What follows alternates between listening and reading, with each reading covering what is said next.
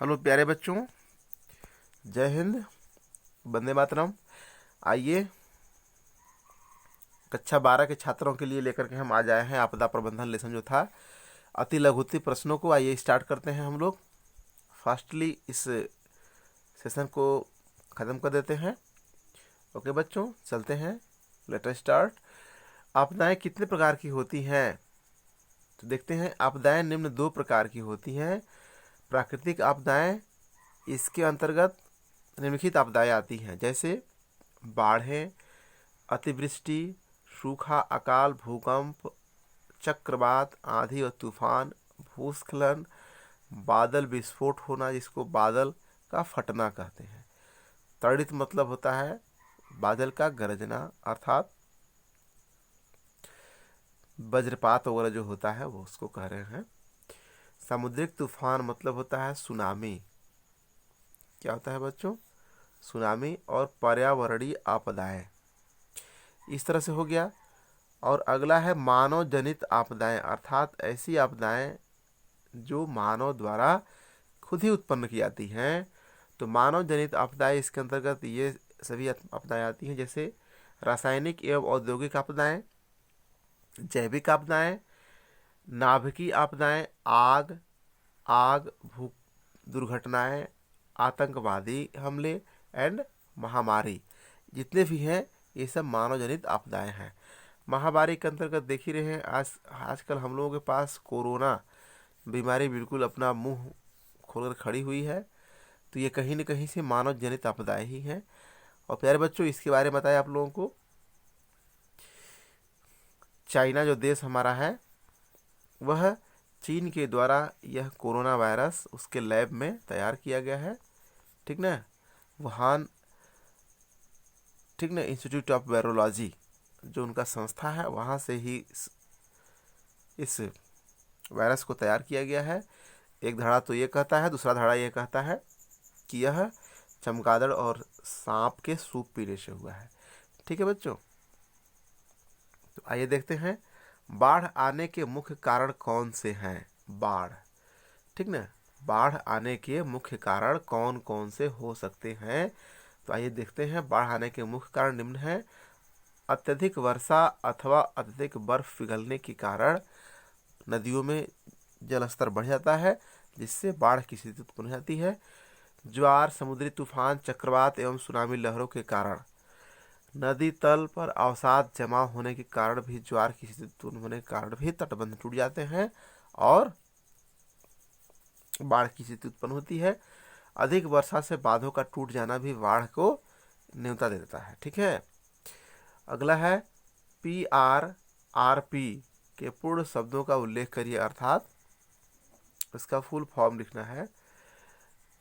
PRRP के पूर्ण शब्दों का उल्लेख किया जाए तो P मतलब होता है प्रिपरेशन, अर्थात तैयारी।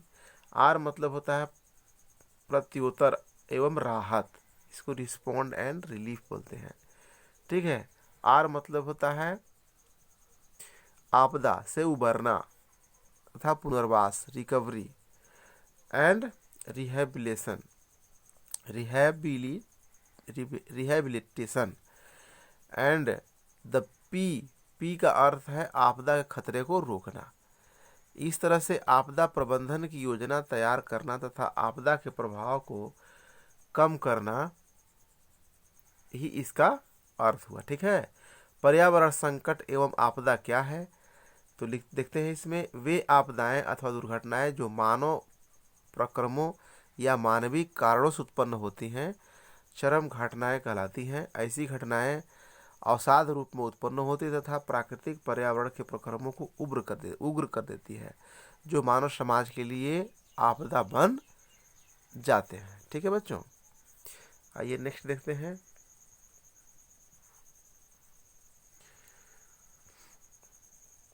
पर्यावरण संकट या आपदा क्या है? आपदा का वर्गीकरण कीजिए, या प्राकृतिक आपदाएं किसे कहते हैं? आइए जानते हैं उसके उत्तर को। वे घटनाएं अथवा दुर्घटनाएं जो प्राकृतिक प्रक्रमों या मानवीय कारणों से उत्पन्न होती हैं, चरम घटनाएं कहलाती हैं। ऐसी घटनाएं अवसाद अपवाद रूप में उत्पन्न होती हैं तथा प्राकृतिक पर्यावरण के प्रकर्मों को उग्र कर देती है, जो मानव समाज के लिए आपदा बन जाते हैं। उदाहरण के लिए पृथ्वी की विवर्तनिक संचलनों के कारण भूकंप या ज्वालामुखी विस्फोट होना, निरंतर सूखा पड़ना अथवा आकस्मिक रूप से बाढ़ आना ऐसी ही प्राकृतिक आपदाएं हैं। ठीक है, अब आइए देखते हैं निश्चित उत्तरी प्रश्नों को। जमीन खिसकने को क्या कहा जाता है? ठीक है बच्चों, तो जमीन वर्षा के द्वारा जमीन या चट्टानों खिसकने को हम भूस्खलन कहते हैं। भारत में लगभग कितने प्रतिशत क्षेत्रफल मध्यम से तीव्र भूकंप संभावित क्षेत्र है? तो भारत का लगभग क्षेत्रफल मध्यम से तीव्र भूकंप संभावित क्षेत्र है। बंगाल की खाड़ी में उत्पन्न होने वाले चक्रवातों का प्रकोप विशेष तौर पर भारत के किस हिस्से में अत्यधिक दृष्टिगोचर या दिखाई देता है?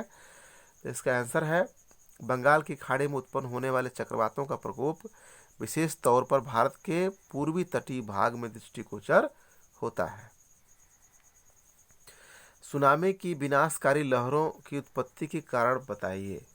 सुनामी की विनाशकारी लहरें भूकंपों, ज्वालामुखी विस्फोट तथा जलगत भूस्खलन के कारण उत्पन्न होती है। महामारी को किस रूप में परिभाषित किया जा सकता है? तो आइए देखते हैं इसको। महामारी को किसी भयंकर या संक्रामक बीमारी के रूप में परिभाषित किया जा सकता है। सूखे की स्थिति संक्षेप में बताइए। किसी विशेष समय में औसत वर्षा न होने की स्थिति को सूखा कहा जाता है। ठीक है बच्चों, इस समय हमारे यहाँ सूखा की मांग चल रही है। आइए अब बहुविकल्पी प्रश्नों को सॉल्व कर देते हैं। निम्नलिखित में से कौन सी आपदाएं प्राकृतिक आपदा की श्रेणी में नहीं आती हैं? प्राकृतिक आपदा की श्रेणी में नहीं आती हैं तो भूकंप आता है, चक्रवात भी आता है, सूखा भी आता है, लेकिन आतंकवादी हमले नहीं आते हैं। इसलिए इसका आंसर जो हो जाएगा आतंकवादी हमले हो जाएगा। ठीक है बच्चों, आइए आगे देखते हैं। सेकंड पैराग्राफ में है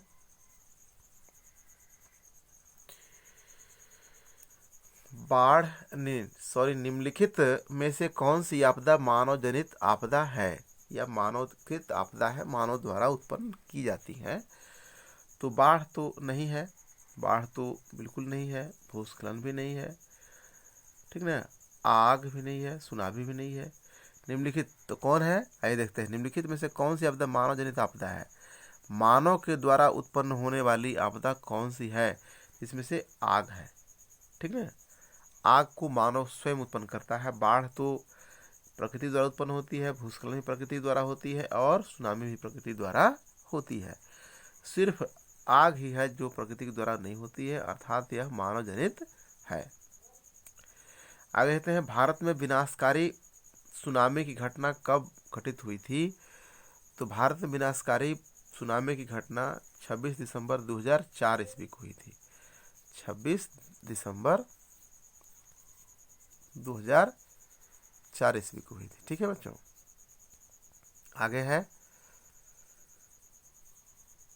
निम्नलिखित में से कौन सी आपदा प्रबंधन से संबंधित है? आपदा प्रबंधन, आपदा से पहले प्रबंध, आपदाओं के दौरान प्रबंध, आपदाओं के उपरांत प्रबंध, ये सभी।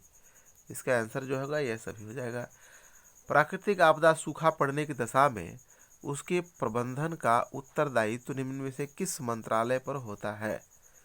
कहने मतलब प्राकृतिक आपदा जैसे सूखा पड़ने की दशा में उसकी प्रबंधन की उत्तरदायित्व किस मंत्रालय से होता है? तो कृषि गृह मंत्रालय से होगा नहीं, रक्षा मंत्रालय से होगा नहीं, रेल मंत्रालय से होगा नहीं।